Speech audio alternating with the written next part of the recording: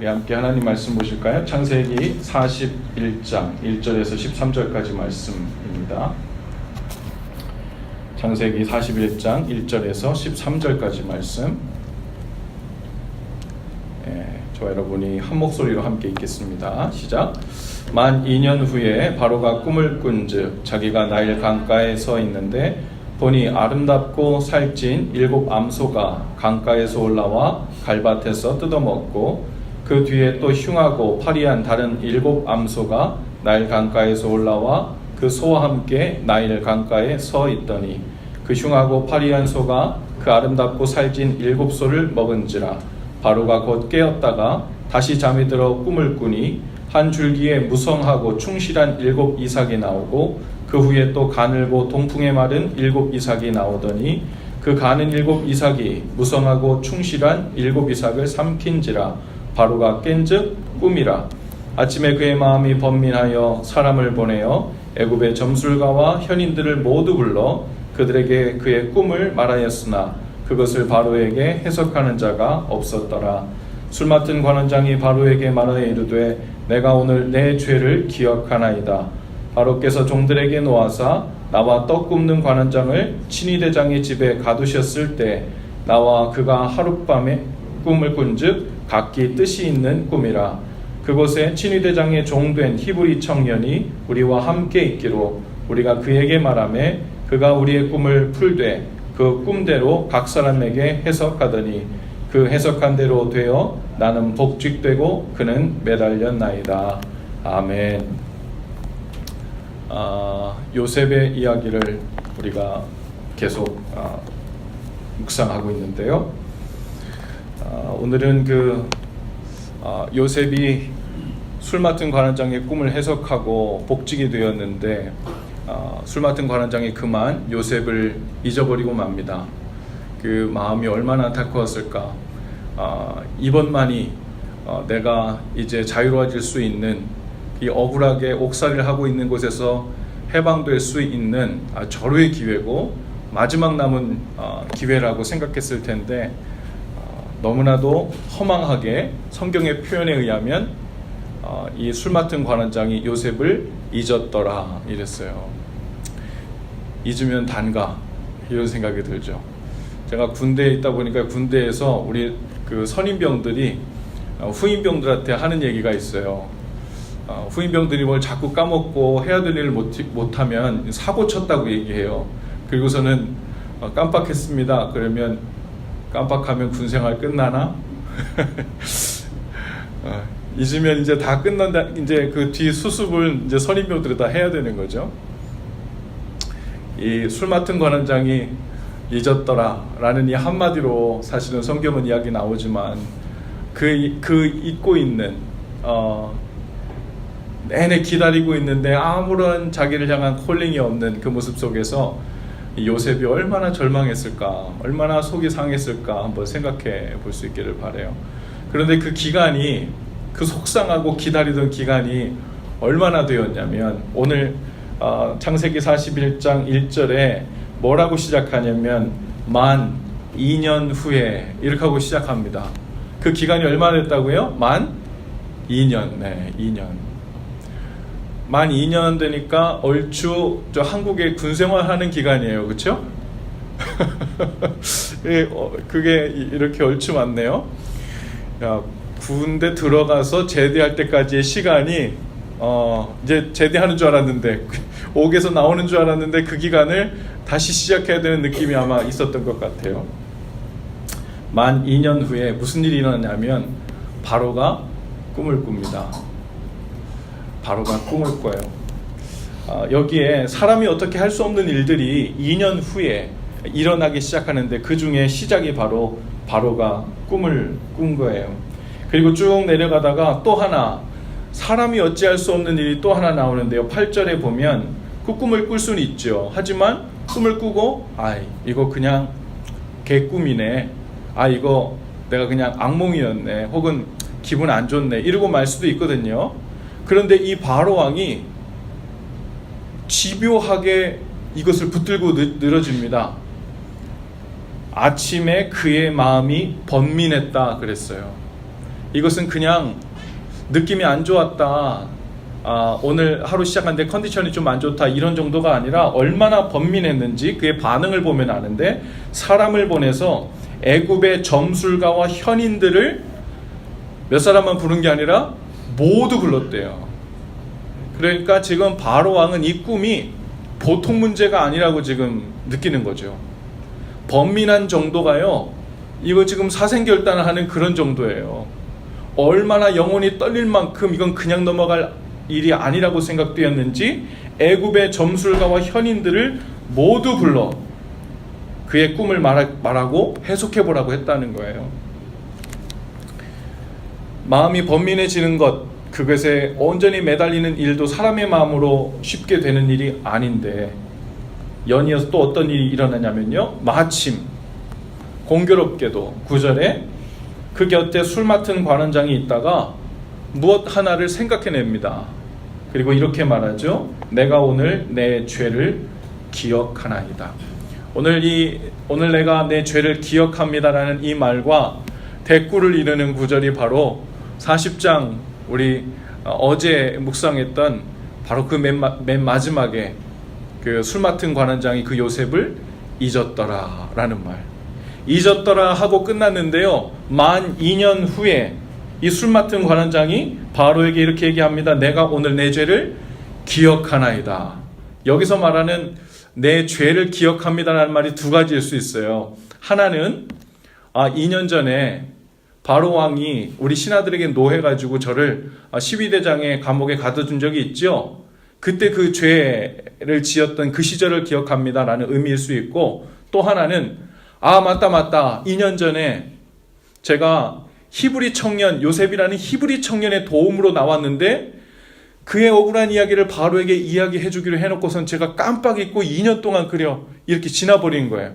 그래서 그것이 죄스러워서 내 죄를 기억하나이다 할 수도 있겠죠. 어쨌든 지금 이 술 맡은 관원장이 히브리 청년 요셉을 기억하고 있습니다. 참 신비하고 또 놀라운 일들 중에 하나는 무엇이냐면, 우리가 하나님 앞에서 살면서 많은 일들을 내 능력과 내 힘으로 되는 것 같지만, 한 번만 더 생각하고 들어가면 사실 내 힘과 내 지혜로 되는 게 거의 없는 것 같아요. 어떨 때 우리는 갑자기 우리 속에서 이런 생각이 들었어, 이런 아이디어가 생각났어, 이런 마음이 먹어졌어, 이렇게 해서 그것이 마치 내 안에서 생각났기 때문에 모두 나의 액션이라고 생각되거든. 그래서 나의 힘으로 내가 지혜로웠으니까, 내가 원래 마음이 착하니까, 내가 원래 크리에이티브한 띵킹을 잘하니까, 나는 원래 아이디어가 많으니까 이러면서 내가 모든 것을 이뤘다고 생각될 수 있지만, 실은 우리가 교육을 잘 받았다고 창조적으로 생각하는 법을 연습했다고 해서 그 모든 것을 생각해낸다는 개런티는 없는 거예요. 여러분, 우리 안에 실은 우연인 듯 우연 아니게 은혜로 우리 안에 주어지는, 이게 어디서부터 왔는지 모르겠는데 내 마음에, 내 머리에 던져지는 어떤 생각, 던져지는 마음, 심리학에서는 사람들이 그걸 잘 모르니까 뭐라고 합니까? 아무도 알 수 없는, 광민영 제님 거기가 어디입니까? 어디서부터 왔다 그러죠? 갑자기 단어가 생각이 안 나네? 네? 무의식.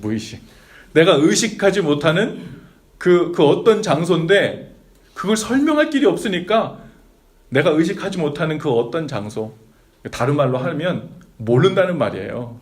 모른다는 말이거든요, 무의식이. 규명할 수 없고 증명할 수 없는. 근데 사실은 우리 안에서도 날마다 우리가 살고 있는 이 속에서도 무의식이라고 생각되는 그 어딘가로부터 우리는 선물로 생각과 마음과 감정과 때로는 믿음도 던져지는 것을 우리가 경험합니다. 오늘 우리가 읽은 본문 속에 우연 같지만 사람이 행했다고만 볼 수 없는, 2년이 딱 지난 다음에 오늘이다 싶을 마치 그런 선포가 나오듯이 2년 후에 바로가 꿈을 꾼즉 또 아침에 그 마음이 번민해졌고 얼마나 번민해졌는지 점점 가속도가 붙었고 또 그것을 옆에서 듣고 있던 술 맡은 관원장이 2년 동안 잊고 있었던 바로 요셉을 기억해 내는 거죠. 2년 동안 옥에 갇혀 있으면서 요셉의 마음이 어땠을까요? 내가 2년 전에 자유의 몸이 되었더라면, 이 억울함을 풀고 자유의 몸이 되었더라면 어땠을까? 여러분 생각에는 2년 전에 술 맡은 관원장이 요셉을 기억해내서 잊지 않고 바로에게 그의 억울함을 이야기해서 풀려났다면 어땠을까요? 그 시나리오는 어떻게 돌아갔을까요? 요셉이 풀려나서 자유의 몸이 되었다면 어디로 갔을까요? 집에 찾아갔겠죠. 그럼 어떻게 됐을까요? 모르긴 몰라도 형들하고 원수가 됐을 겁니다. 모르긴 몰라도 야곱이 그 팔아먹은 나머지 형들을 호적에서 파버렸을 거예요. 그리고 그들은 그 가뭄이 들었을 때 살 길이 없었을 거예요. 그런데 하필 이 술 맡은 관원장이 성경에서는 그냥 잊었다고 이야기하지만 그 2년 후에 이 타이밍에 생각나게 해서 요셉이 바로 앞에 서게 되죠. 그리고 단순히 술 맡은 관원장 또 떡 굽는 관원장의 꿈을 해석한 것이 아니라 바로의 꿈을 해석해서 나라 전체를 살리는 그의 길로 나가게 됩니다. 여기서 하나님께서 일하시는 그 손길이 도대체 어디까지 미치는 건가? 하나님의 계획이라고 얘기할 수도 있고, 이것을 우리는 성경에서 다양한 단어를 쓰는데요. 예정이라는 말도 쓰고 가장 많이 쓰이는 단어가요. 하나님의 섭리라는 말을 씁니다. 섭리. 이 섭리라는 단어가 영어로는 providence인데 이 providence의 의미는 원래 라틴어에서 왔어요. 앞에 providence 앞에 pro는 미리라는 말이고 뒤에 나오는 뒤에 비데레라고 하는데 그 뒤에 있는 단어는 보다라는 뜻이랍니다. 그러니까 providence의 원래 어원적인 뜻은 미리 보다라는 뜻이라는 거예요. 우리는 하나님의 섭리라고 얘기하면 예정을 떠올려요. 그리고 하나님께서 모든 것을 다 플랜해 놓고 사람의 마음은 마치 아무것도 아닌 양 하나님이 마음들을 작동시켜서 하나님이 계획해 놓은 마스터 플랜대로 돌아가도록 로봇처럼 움직이게 하는 것을 예정이라고 오해합니다. 그렇지 않아요. 이 섭리의 본래적인 의미는 사람들이 그 마음속에 있는 대로 반응하고 나아가지만 하나님께서는 그 나중에 되어질 일을 미리 보시는 것으로 섭리를 이해합니다. 우리는 도저히 상상할 수가 없어요. 어떻게 미래의 일을 미리 봐요? 우리가 왜 상상할 수 없을까요? 우리는 미래를 본 적이 한 번도 없으니까. 그리고 미래를 보며 산다는 그 존재의 스테러스가 어떤 건지 상상할 수가 없어요. 그리고 미래를 본다라는 그 말은 정상적인 삶이 아니라고 이해가 됩니다. 왜냐하면 우리는 태어날 때부터 항상 현재만 살아왔기 때문에 미래를 미리 본다거나 과거를 기억해낸다거나 이 사실에 대해서 한계가 있음을 우리는 분명히 압니다. 우리는 그 시간 속에 갇혀있고 그 공간 속에 갇혀있기 때문이죠. 그런데 전능하신 하나님이라는 것, 전지하신 하나님이라고 얘기할 때는 우리가 무엇을 전지하는 거냐면 우리가 경험해보지 못한 하나님의 상태를 우리는 상상하는 거예요. 모든 것을 안다. 모든 곳에 계신다. 그분이 하나님이다. 그런 능력이 있다. 그 말은 하나님께서 시간을 만드셨고 하나님께서 공간을 만드셨고 하나님은 그 시간 사방 어디에도 가 있으실 수 있으시며 어느 각도에서도 보실 수 있고 시간과 떨어지고 공간과 떨어져서도 존재할 수 있는 우리가 상상할 수도 없는 그런 모습으로 존재할 수 있으신 분, 그냥 인간이 경험하는 우리의 삶에서 각 영역에서 조금 더 우리보다 똑똑하시고 지혜가 더 많으시고 과학 지식이 더 많고 힘이 좀 더 세고 이 정도가 하나님이 아니라 완전히 존재하는 방식 자체가 다르고 존재하시는 차원 자체가 다르고 우리는 직선에서 현재라는 곳에 밖에 있을 수 없지만 하나님께서 어떻게 한다고요? 저 앞에 가서 계실 수도 있고 뒤에도 옆에도 계실 수 있는 바로 그런 하나님이라는 거죠. 네, 감사합니다. 여러분, 그런 하나님을 우리가 신뢰하고 믿을 때 우리는 우리의 우려와 우리의 두려움과 염려들에서 어느 정도 더 많이 벗어날 수 있어요. 우리는 하나님을 믿는다고 하지만 때로는 우리가 하나님을 어느 곳에 가둬둡니다. 아무리 하나님이라 그래도 뭐 과거에 이러한 일을 어떻게 할 수 있겠어? 아무리 하나님이라 그래도 이미 벌어진 이 일을 근거로 당연스럽게 나타날 저 미래의 일을 어떻게 하실 수 있겠어? 라는 생각이 우리 가운데 오거든요. 그런데 여러분, 하나님은 우리와 다른 모든 곳에 존재할 수 있으신 분, 하나님이 어떤 일을 행하실지 모르나 그분은 우리와 전혀 상상할 수 없는 그곳까지 그분의 생각과 손길과 그의 거하시는 방법이 미칠 수 있으신 분, 여러분 믿으십니까? 그분이 하나님이잖아요. 그분이 신이잖아요.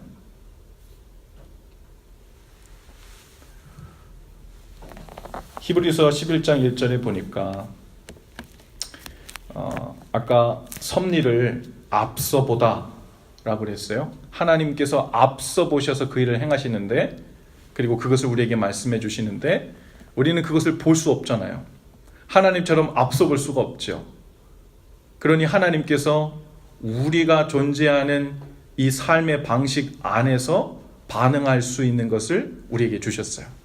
그게 뭘까요? 믿음입니다. 믿음.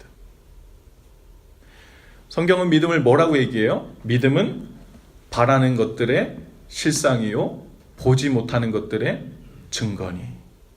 이거 알 듯 모를 듯한 그런 단어잖아요. 바라는 것들의 실상이다. 영어로 보면 이 실상이 reality래요. 내가 미래에 일어날 그 무엇을 바라고 있는데 그것이 오늘 현재 리얼리티로 현실로 나타나는 것이 그것을 믿음이라고 부른다는 거예요. 그리고 미래에 아직 나타나진 그 일이 내가 소망하고 있는 일의 에비던스로, 증거로 이 앞에 나타난다는 거예요.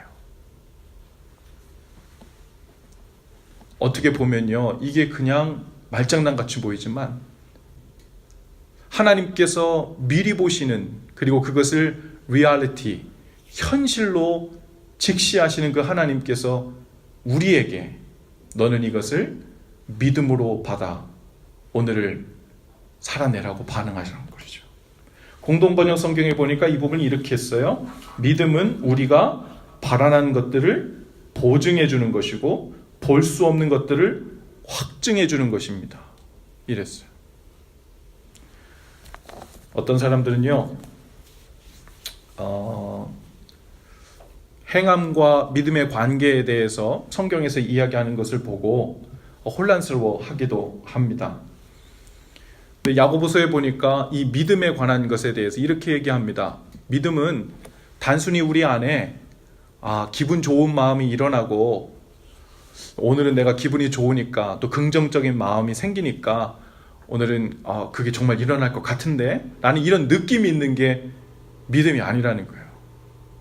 믿음은 감정이나 느낌의 그 상태가 어떤지를 말하는 것이 아니라 선택이고 내가 오늘 그 믿음을 어떻게 취해서 어떻게 반응할 건가에 대한 이야기라는 거죠. 그래서 여러분 히브리서 11장에 보면, 히브리서 11장은 성경에서 별명이 붙어 있는데 뭐라고 얘기하냐면 믿음장이라고 그래요. 히브리서 11장의 소주제가 믿음이에요. 그리고 그 안에 믿음을 붙들고 살았던 구약 성경부터 그 많은 사람들의 이야기들이 쭉 설명되는데요. 히브리서 11장 이야기를 쭉 읽다 보니까 공통적으로 시작하는 그 문장의 방식이 있어요. 뭐라고 이야기하냐면 믿음으로 누구누구는 이렇게 시작해요. 그리고 그 뒤에 뭐가 나오는 줄 알아요? 믿음으로 누구는 무엇을 했고, 이런 식으로 나와요. 그러니까 이 믿음은, 예를 들어 볼까요? 4절에 보니까 믿음으로 아벨은 가인보다 더 나은 제사를 하나님께 드림으로 믿음이 있다고 증거가 된 거죠. 또 믿음으로 노아는 경고하심을 받아 믿음으로 뭘 했어요? 방주를 지었고 반응한 거예요. 믿음으로 아브라함은 부르심을 받았을 때 순종하여 본토 아비집을 떠났고, 믿음으로 사라는 믿음으로 계속해서 믿음으로 누구는 무엇을 했고, 즉 그 선택에 의해서 저 사람이 저 안에 믿음이 있구나 라고 인정되어졌다는 겁니다. 야고보서 2장 18절에 보니까요, 행함이 없는 내 믿음을 내게 보이라, 나는 행함으로 내 믿음을 내게 보이리라, 이렇게 얘기합니다. 이건 단순히 마음으로 믿기만 하지 말고 행하기도 해, 그러면 더 좋잖아, 이런 얘기가 아니에요. 믿음은 행하는 것을 보면서 저 사람이 믿는 사람이구나, 저 사람이 믿어서 저렇게 움직이는구나 라고 보여지는 거라는 거죠. 만 2년이라는 그 기간 동안 요셉이 어떻게, 무슨 심정으로 그 안에서 살았을까? 갇힌 자였잖아요. 갇힌 자. 성경에는 갇힌 자들이 무지 많아요. 보니까 요셉같이 억울하게 옥에 갇힌 자가 있었고요. 진흙구덩이에 갇혀 있었던 예레미야가 있었고, 바벨론 포로로 잡혀간 그 나라 안에 갇혀져 있던 거죠. 그런 에스겔과 백성들이 있었고요. 사자굴에 던져진 다니엘, 그 굴 속에 갇혀져 있었어요. 예수님을 오시는 길을 예비하다가 감옥에서 순교한 세례 요한, 로마의 감옥 속에 갇힌 사도 바울, 누구 하나 정당하게 죄짓고 갇힌 사람이 없어요. 억울해 보이는 기간 동안 이유 없이 갇힌 기간을 보냈어요.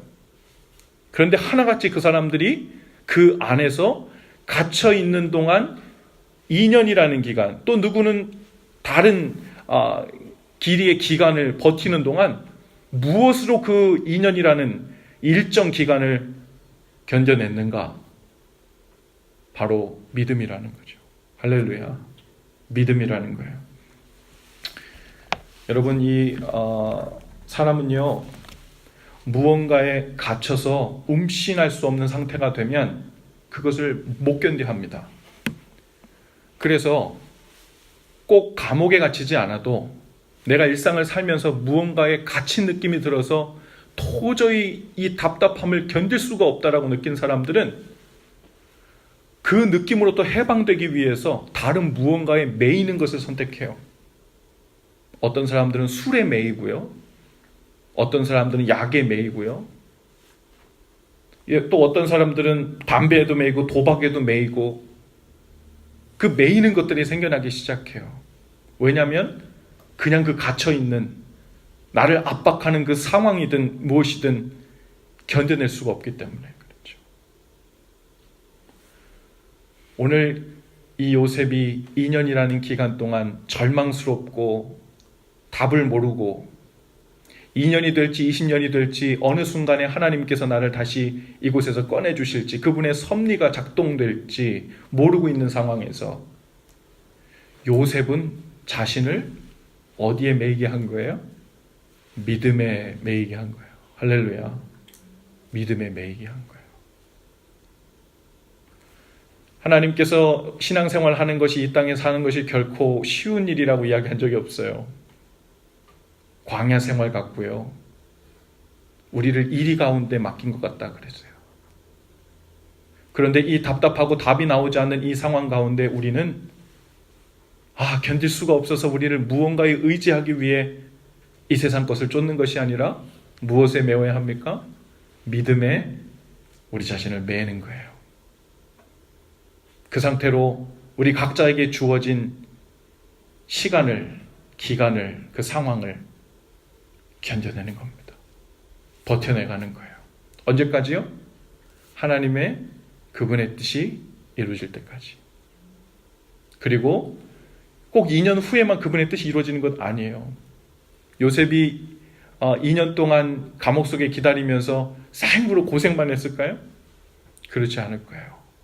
아마 하나님께서는 요셉을 나중에 2년 후에 하나님의 섭리를 통해 총리로 세워서 이 애굽 전체를 다스릴 수 있는 그런 역량을 훈련시키는 기간으로 그 2년이란 짧지 않는 기간을 아마 사용하셨을 거예요. 요셉이 갇혔던 그 시위대장 집 지하에 있는 그 감옥은 정치범 수용소예요. 왕궁에 있는 사람들, 고위 관직들만 그곳에 갇히는 곳이거든요. 그 안에서 세상 돌아가는 이야기, 이곳을 나라를 운영하는 이야기, 누가 누구의 반대파며 누가 누구를 어떻게 했으며 어떤 세력들이 오가며 이 모든 것들을 다 간파하지 않았겠어요? 그 안에 갇혀 들어온 정치범 정도 되면 그 나라 돌아가는 이야기를 누구보다 잘 아는 사람들일 겁니다. 여러분, 하나님께서는 우리가 옥에 갇혀있는 순간에도 우리를 자라게 하시고 준비시키시고 그분의 뜻을 이루어가고 계신 줄로 믿습니다. 우리는 우리 자신을 믿음에 매개하여 오늘 하루 주어진 그곳에서 하나님 주신 그 은혜를 붙들고 나갈 때 주님께서 그분의 뜻을 그분의 때에 아름답고 복되게 이루실 줄로 믿습니다. 오늘 앞뒤 좌우분 인사하시면서 주님의 믿음에 우리 자신을 맵시다 한번 인사하십시다. 믿음에 우리 자신을 맵시다. 네.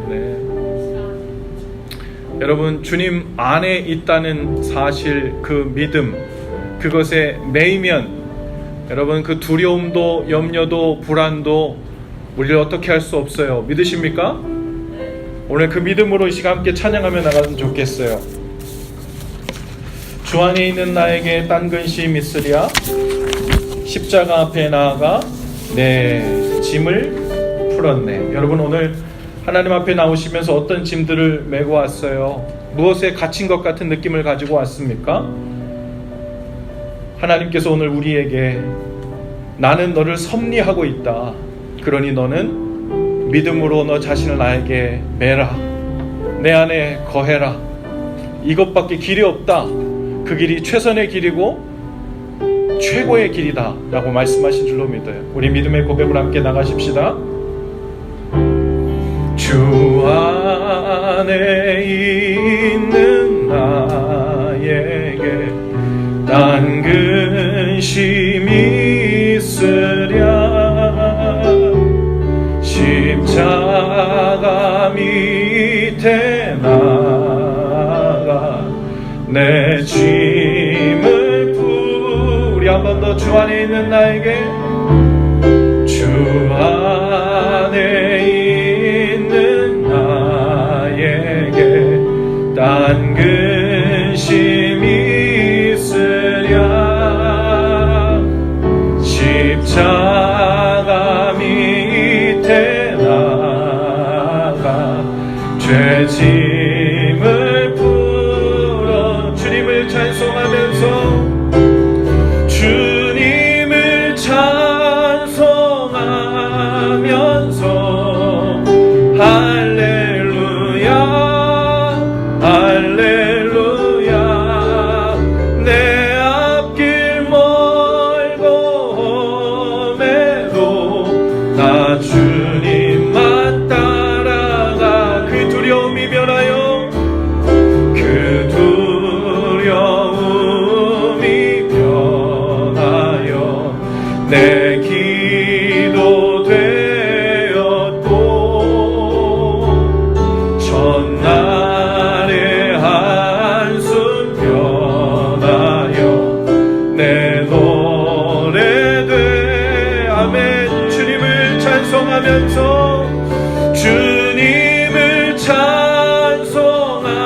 찬송하면서 할렐루야 할렐루야 내 앞길 멀고 험해도 나 주님만 따라면 내 주는 자비하셔서